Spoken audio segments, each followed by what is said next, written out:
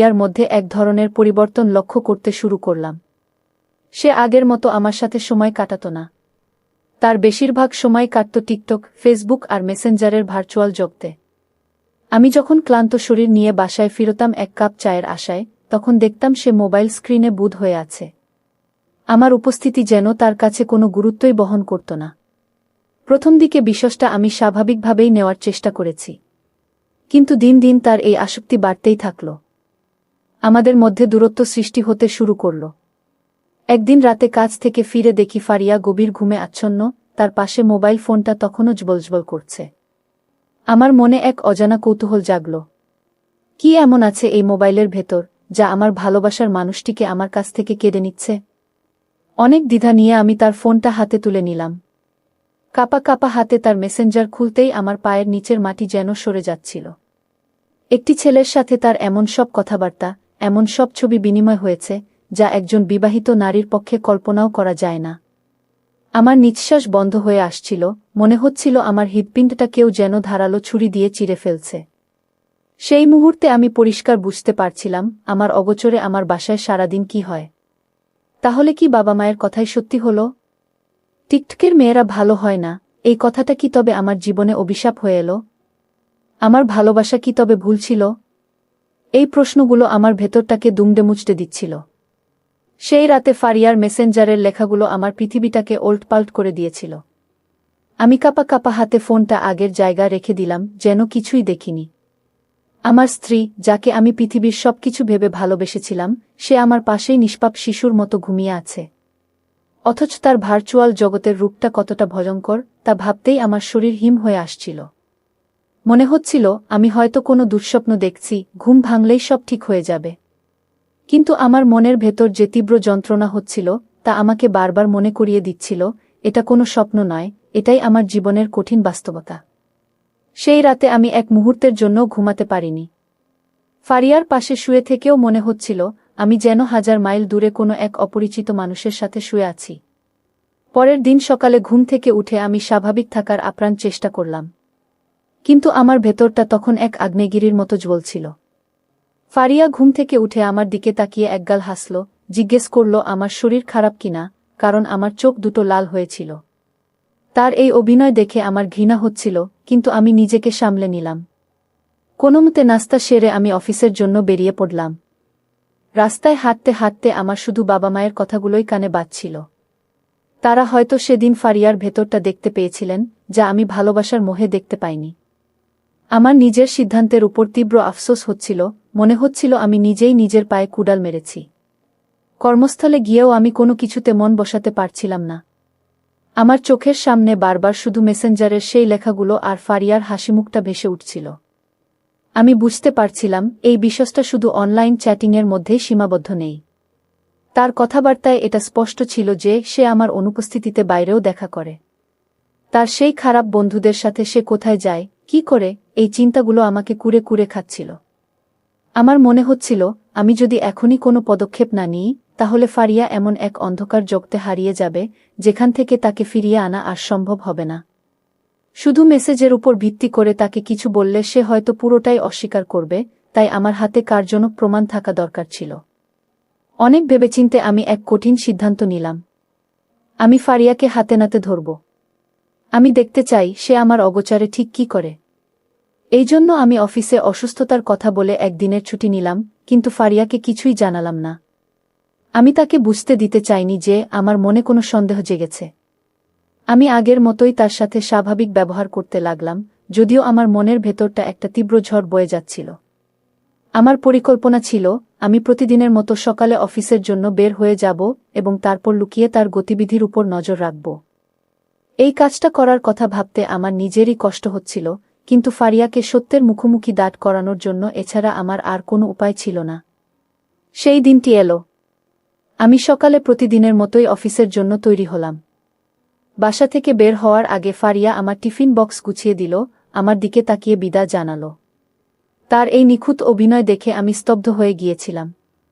একজন মানুষ কিভাবে এতটা দ্বৈত সত্তা নিয়ে বাঁচতে পারে? আমি বাসা থেকে বেরিয়ে আমাদের গলির মোড়ে এক দোকানের আড়ালে লুকিয়ে রইলাম। আমার হৃৎপিণ্ডটা এত জোরে ধুকধুক করছিল যে আমার মনে হচ্ছিল হয়তো আশপাশের সবাই তা শুনতে পাচ্ছে। আমি অপেক্ষা করতে লাগলাম, আমার ভেতরটা এক অজানা আশঙ্কায় কুঁকড়ে যাচ্ছিল, হয়তো আমার সন্দেহ ভুল প্রমাণিত হবে, হয়তো ফারিয়া কোথাও যাবে না। কিন্তু আমার সব আশা হতাশায় পরিণত হল। আমি বাসা থেকে বের হওয়ার প্রায় আধ ঘন্টা পর ফারিয়া ঘর থেকে বের হল। তার পরনে ছিল জমকালো পোশাক, মুখে কড়া মেকআপ। সে একবারও এদিক ওদিক না তাকিয়ে দ্রুত পায়ে হেঁটে বড় রাস্তার দিকে চলে গেল। তার হাঁটার ভঙ্গিতে কোনো দ্বিধা ছিল না, বরং এক ধরনের উত্তেজনা কাজ করছিল।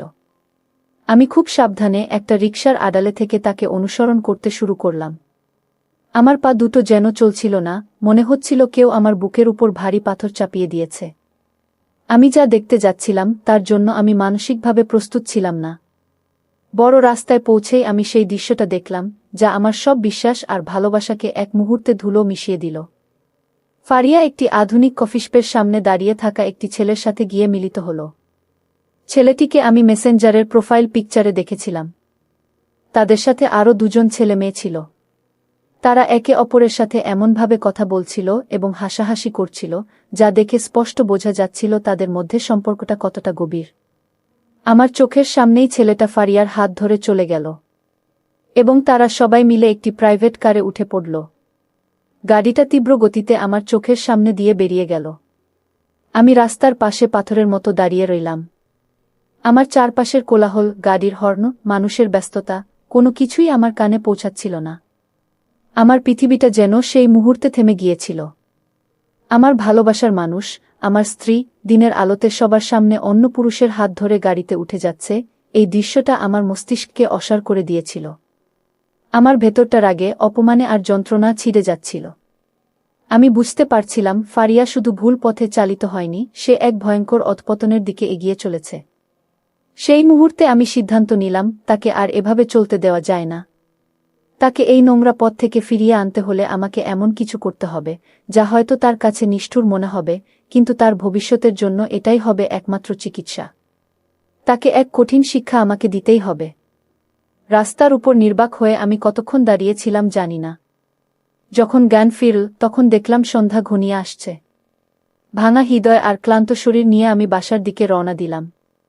আমার ভেতরটা তখন এক অদ্ভুত শান্ত আর শীতল হয়ে গিয়েছিল। রাগ, কষ্ট, অভিমান, সব অনুভূতি যেন জমে বরফ হয়ে গেছে।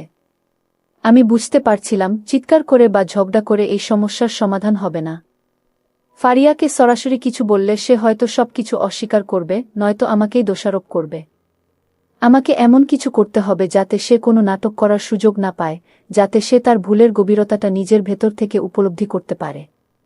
তাকে এমন এক আয়নার সামনে দাঁড় করাতে হবে, যেখানে সে নিজের কদর্য রূপটা দেখে নিজেই আঁতকে ওঠে। বাসায় ফিরে খালি ঘরটা আমার দিকে তাকিয়ে যেন উপহাস করছিল। এই ঘর আমি আর ফারিয়া কত স্বপ্ন দিয়ে সাজিয়েছিলাম। দেয়ালের প্রতিটা জিনিস, বারান্দার ছোট ছোট ফুলের টব, সবকিছুর মধ্যে আমাদের ভালোবাসার স্মৃতি জড়িয়েছিল। কিন্তু আজ সেই ভালোবাসা আমার কাছে এক বিভীষিকার মতো মনে হচ্ছিল। আমি চেয়ারে বসে অনেকক্ষণ ভাবলাম। আমার মাথায় তখন প্রতিশোধের আগুন জ্বলছিল না, বরং এক ধরনের জেদ কাজ করছিল। আমি আমার ভালোবাসা, আমার সংসারকে এত সহজে শেষ হয়ে যেতে দিতে পারি না। ফারিয়া যে ভুলের পথে পা বাড়িয়েছে, সেখান থেকে তাকে ফিরিয়ে আনার শেষ চেষ্টা আমি করব। আর সেই চেষ্টার পথটা সাধারণ হবে না, হবে একটু অন্যরকম। অনেক ভাবার পর আমার মাথায় একটি পরিকল্পনা এলো। পরিকল্পনাটা হয়তো একটু নিষ্ঠুর, কিন্তু ফারিয়ার মতো মোহগ্রস্ত মানুষকে শিক্ষা দেওয়ার জন্য এর চেয়ে ভালো উপায় আমার জানা ছিল না। আমি ঠিক করলাম, আমি ফারিয়ার জীবন থেকে কিছুক্ষণের জন্য এমনভাবে হারিয়ে যাব, যাতে সে আমার গুরুত্বটা বুঝতে পারে। তাকে বোঝাতে হবে যে রঙিন দুনিয়ার পেছনে সে ছুটছে, সেই দুনিয়াটা কতটা ঠুনকো আর বিপদের দিনে তার স্বামী তার একমাত্র আশ্রয়স্থল। আমি এমন এক নাটক মঞ্চস্থ করব, যা তার জীবনের ভিত নাড়িয়ে দেবে এবং তাকে সত্যি আর মিথ্যার পার্থক্যটা চোখে আঙুল দিয়ে দেখিয়ে দেবে। আমার এই পরিকল্পনা বাস্তবায়ন করার জন্য আমার একজন বিশ্বস্ত বন্ধুর সাহায্যের প্রয়োজন ছিল। মনে পড়ল আমার কলেজের বন্ধু আরিফের কথা। আরিফ এখন ঢাকার একটি বেসরকারি ক্লিনিকে ডাক্তার হিসেবে কর্মরত। অনেক সংকোচ নিয়ে আমি আরিফকে ফোন করলাম। প্রথমে কিছুটা ইতস্তত করলেও পরে আমার ভাঙা কণ্ঠ শুনে সে বিশ্বাসটার গুরুত্ব বুঝতে পারে। আমি তাকে আমার জীবনের সব ঘটনা খুলে বললাম। সব শুনে আরিফ কিছুক্ষণ চুপ করে রইল, তারপর বলল, বন্ধু, তুই যা করতে যাচ্ছিস তা অনেক বড় একটা ঝুঁকি। কিন্তু আমি বুঝতে পারছি তোর সংসারটা বাঁচানোর জন্য তুই কতটা মরিয়া। আমি তোকে সাহায্য করব। বন্ধুর আশ্বাস পেয়ে আমার বুকে কিছুটা সাহস ফিরে এলো। আমি আর আরিফ মিলে পুরো পরিকল্পনাটা সাজিয়ে ফেললাম। পরিকল্পনা অনুযায়ী আমি সন্ধ্যায় বাসা থেকে বের হয়ে যাব। এরপর আরিফ তার ক্লিনিক থেকে ফারিয়াকে ফোন করে জানাবে যে আমি এক ভয়াবহ সড়ক দুর্ঘটনার শিকার হয়েছি এবং আমার অবস্থা খুবই আশঙ্কাজনক। তাকে এমনভাবে কথাগুলো বলতে হবে যাতে ফারিয়ার মনে বিন্দুমাত্র সন্দেহের অবকাশ না থাকে। আমরা ঠিক করলাম আমার মাথায় ও পায়ে ব্যান্ডেজ করা থাকবে এবং আমি অজ্ঞান হয়ে পড়ে থাকার ভান করব। আরিফ ফারিয়াকে বোঝাবে যে আমার জ্ঞান ফিরতে অনেক সময় লাগতে পারে এবং আমার পাটা হয়তো মারাত্মকভাবে ক্ষতিগ্রস্ত হয়েছে, যা আমার বাকি জীবনটাকে প্রভাবিত করতে পারে। সেদিন সন্ধ্যায় ফারিয়া যখন তার বন্ধুদের সাথে ঘুরে বাসায় ফিরল, তার চোখে মুখে ছিল আনন্দের ছাপ। আমাকে দেখে সে স্বাভাবিকভাবেই কথা বলল, যেন কিছুই হয়নি। আমি তার দিকে তাকিয়ে শুধু ভাবছিলাম, এই হাসিখুশি মুখের আড়ালে কতটা প্রতারণা লুকিয়ে আছে। আমি তার সাথে খুব বেশি কথা না বলে বললাম, অফিসের এক জরুরি কাজে আমাকে বাইরে যেতে হচ্ছে, ফিরতে রাত হবে। আমার কণ্ঠের শীতলতা হয়তো সে খেয়াল করেনি। আমি বাসা থেকে বেরিয়ে সোজা আরিফের ক্লিনিকে চলে গেলাম। আমার ভেতরটা এক অদ্ভুত অপরাধবোধ আর চাপা উত্তেজনায় কাঁপছিল। আমি যা করতে যাচ্ছিলাম তা এক ধরনের প্রতারণা, কিন্তু আমার কাছে তখন এটাই একমাত্র পথ বলে মনে হচ্ছিল। ক্লিনিকে পৌঁছানোর প্রায় 2 ঘন্টা পর পরিকল্পনা অনুযায়ী আরিফ ফারিয়ার নম্বরে ফোন দিল। আমি পাশেই বসে শুনতে পারছিলাম। আরিফ অত্যন্ত গম্ভীর ও পেশাদার কণ্ঠে ফারিয়াকে জানালো, আমি ডাক্তার আরিফ বলছি। আপনার স্বামী জিহান হক একটি মারাত্মক রোড অ্যাক্সিডেন্ট করে আমাদের ক্লিনিকে ভর্তি হয়েছেন। ওনার অবস্থা ভালো না। মাথায় প্রচণ্ড আঘাত লেগেছে আর ডান পাটা ভেঙে গেছে। আপনি যত দ্রুত সম্ভব চলে আসুন। ফোনের উপাস থেকে ফারিয়ার আতঙ্কিত কণ্ঠস্বর ভেসে এলো। তার গলা শুকিয়ে গিয়েছিল, সে ঠিকমতো কথাই বলতে পারছিল না। আরিফ ফোনটা রেখে আমার দিকে তাকিয়ে ইশারা করল, নাটকের প্রথম অঙ্ক সফল হয়েছে। কিছুক্ষণের মধ্যেই আমি ক্লিনিকের করিডোরে ফারিয়ার দৌড়ে আসার শব্দ পেলাম। তার কান্নার আওয়াজ আমার কানে এসে বিঁধছিল। সে পাগলের মতো নার্সদের কাছে আমার কথা জিজ্ঞেস করছিল। আরিফ তাকে আমার কেবিনের দিকে নিয়ে এলো। আমি বেডে শুয়ে চোখ বন্ধ করেছিলাম, আমার মাথায় ও পায়ে তখন মোটা করে ব্যান্ডেজ বাঁধা। ফারিয়া কেবিনে ঢুকেই আমার নিথর দেহটা দেখে জিহান বলে এক আর্তচিৎকার করে আমার উপর আছড়ে পড়ল। তার সেই কান্নায় ভয়, আতঙ্ক আর ডিপ্রেশন মিশেছিল। সে হয়তো তখন প্রথমবার উপলব্ধি করছিল, আমি যদি সত্যিই তার জীবন থেকে হারিয়ে যাই তাহলে তার কি হবে। তার সেই মেকি রঙিন দুনিয়া নয়, বাস্তবতার এই কঠিন ধাক্কাটাই তার সবচেয়ে বড় শিক্ষা হতে চলেছে, এটা আমি নিশ্চিত ছিলাম। ফারিয়ার আর্তনাদ আর কান্নায় ক্লিনিকের সেই ছোট্ট কেবিন ভারী হয়ে উঠেছিল। সে আমার নিথর দেহের উপর পড়ে বারবার বিলাপ করছিল, আমার কি হবে? আমি এখন কোথায় যাব? তুমি উঠে পড়ো জিহান, আমার সাথে কথা বলো। তার প্রতিটি কথায় ছিল গভীর আতঙ্ক আর অবলম্বন হারানোর ভয়। আমার বন্ধু ডাক্তার আরিফ অত্যন্ত দক্ষতার সাথে তার অভিনয় চালিয়ে যাচ্ছিল। সে ফারিয়ার কাঁধে হাত রেখে তাকে সান্ত্বনা দেওয়ার চেষ্টা করে বলল, ভাবি, মনটাকে শক্ত করুন। আমরা আমাদের সর্বোচ্চ চেষ্টা করছি। ওনার জ্ঞান ফিরলেই বোঝা যাবে আঘাতটা ঠিক কতটা গুরুতর। আপনি বরং ওনার পাশে থাকুন, আপনার উপস্থিতি হয়তো ওনার জন্য ভালো হবে। আরিফের কথায় ফারিয়া যেন কিছুটা শক্তি ফিরে পেল, সে আমার হাতটা শক্ত করে ধরে আমার পাশে বসে রইল। আরিফ আমাকে আর ফারিয়াকে কেবিনে একা রেখে বাইরে চলে গেল, যাতে ফারিয়া নিজের সাথে বোঝাপড়া করার কিছুটা সময় পায়। এই সময়টুকু তার জন্য ছিল আত্মোপলব্ধির। আমি চোখ বন্ধ করে থাকলেও তার প্রতিটি নিঃশ্বাস, প্রতিটি ফোপানো কান্নার শব্দ শুনতে পাচ্ছিলাম। আমি অনুভব করতে পারছিলাম তার ভেতরটা তোলপাড় হয়ে যাচ্ছে। কিছুক্ষণ আগের সেই উচ্ছল, রঙিন ফারিয়া এখন এক বিবর্ণ, ভীতসন্ত্রস্ত নারী। সে হয়তো ভাবছিল যে বন্ধুদের সাথে সে আজ সময় কাটিয়ে এলো, বিপদের এই মুহূর্তে তারা কোথায়? যে ছেলেটির জন্য সে আমার সাথে প্রতারণা করছিল, সে কি এখন তার পাশে এসে দাঁড়াবে? এই প্রশ্নগুলোই ছিল আমার সাজানো নাটকের মূল উদ্দেশ্য। কিছুক্ষণ পর ফারিয়া আমার হাতটা ছেড়ে দিয়ে তার ফোনটা হাতে নিল। আমি বুঝলাম সে এবার তার সেই বন্ধুদের সাথে যোগাযোগের চেষ্টা করবে। আমি কান পেতে রইলাম। সে প্রথমে তার সেই বিশেষ বন্ধু ছেলেটিকে ফোন দিল। ফোনটা রিং হওয়ার পর ওপাশ থেকে যখন হ্যালো বলল, ফারিয়া কান্নাজড়িত কণ্ঠে তাকে আমার দুর্ঘটনার কথা জানালো এবং তাকে দ্রুত ক্লিনিকে আসতে বলল। কিন্তু ছেলেটির প্রতিক্রিয়া ছিল সম্পূর্ণ অপ্রত্যাশিত। সে অবাক হয়ে বলল, অ্যাক্সিডেন্ট? কিভাবে? এখন আমি তো অনেক দূরে, বাসায় যেতে পারবো না। তুমি বরং সামলে নাও, সকালে কথা বলবো। এই বলে সে ফোনটা কেটে দিল। ফারিয়া যেন বিশ্বাস করতে পারছিল না, যার জন্য সে এত কিছু করছিল, বিপদের মুহূর্তে তার কাছ থেকে এই শীতল ব্যবহার পাবে। এরপর সে একে একে তার অন্য বন্ধুদেরও ফোন করল। কিন্তু ফলাফল হলো একই। কেউ ব্যস্ততার অজুহাত দেখালো, কেউ আবার হাসপাতালের নাম শুনেই ভয়ে পিছিয়ে গেল। যে মানুষগুলোর সাথে সে হাসত তাদেরকে বন্ধু মনে করত। বিপদের মুহূর্তে তাদের কেউই তার পাশে দাঁড়ানোর জন্য এগিয়ে এলো না। ফারিয়া সম্পূর্ণ একা হয়ে গেল। তার এতদিনের রঙিন বুদবুদটা এক মুহূর্তেই ফেটে গেল এবং সে কঠিন বাস্তবতার মুখোমুখি হল। সে বুঝতে পারল এই মানুষগুলো ছিল কেবলই তার ভালো সময়ের সঙ্গী, তার প্রয়োজনের সঙ্গী নয়। তার কান্না এবার আর শুধু ভয়ের ছিল না, সেই কান্নায় মিশে ছিল তীব্র অনুশোচনা আর নিজের ভুলের উপলব্ধি। সে আবারও আমার পাশে এসে বসে আমার হাত ধরে অঝরে কাঁদতে লাগল। ফারিয়ার এই ভেঙে পড়াটা দেখার পর আমি বুঝলাম, আমার পরিকল্পনার প্রথম ধাপ সফল হয়েছে। সে তার ভুলের জগৎ এবং বাস্তবতার মধ্যে পার্থক্যটা করতে শুরু করেছে। যখন আমি নিশ্চিত হলাম যে তার অনুশোচনা সত্যিকারের, তখন আমি ধীরে ধীরে চোখ খোলার ভান করলাম। মৃদু স্বরে আমি তার নাম ধরে ডাকলাম, ফারিয়া। আমার কণ্ঠ শুনে সে চমকে উঠল, অবিশ্বাস্য দৃষ্টিতে আমার দিকে তাকাল। আমার জ্ঞান ফিরেছে দেখে তার মুখে যেন অমাবস্যার পর পূর্ণিমার চাঁদ দেখা দিল। সে কান্নাভেজা চোখে হেসে ফেলে বলল, জিহান, তুমি ঠিক আছো? আমি তোমার পাশে আছি। আমি তোমাকে কোথাও যেতে দেব না। আমি তোমার সেবা করব, তোমাকেই আমার সব। তার এই কথাগুলোর মধ্যে কোনো অভিনয় ছিল না, ছিল কেবলই অন্যরকম অনুভূতি। তার কথাগুলো শুনে আমার হৃদয়টা ভারাক্রান্ত হয়ে উঠল। আমি আর অভিনয় চালিয়ে যেতে পারলাম না। আমি ধীরে ধীরে বেডে উঠে বসলাম। তারপর তার চোখের দিকে তাকিয়ে শান্ত কিন্তু দৃঢ় গলায় বললাম, ফারিয়া, আমার কোনো অ্যাক্সিডেন্ট হয়নি। আমার কথা শুনে সে যেন আকাশ থেকে পড়ল। তার চোখ বিস্ময়ে বড় বড় হয়ে গেল। আমি আমার মাথার ব্যান্ডেজটা খুলতে শুরু করলাম, তারপর পায়েরটাও। আমার শরীরে কোনো আঘাতের চিহ্ন না দেখে ফারিয়া পুরোপুরি স্তব্ধ হয়ে গেল। সে ফ্যালফ্যাল করে আমার দিকে তাকিয়ে রইল, তার মুখে কোনো ভাষা ছিল না। সে হয়তো বুঝতে পারছিল না ঠিক কি ঘটছে। আমি তার হাতটা আমার হাতে নিয়ে শান্ত স্বরে বললাম, ফারিয়া, নদীর পানি সবাই ব্যবহার করে, কিন্তু সেই পানি কেউ পান করে না।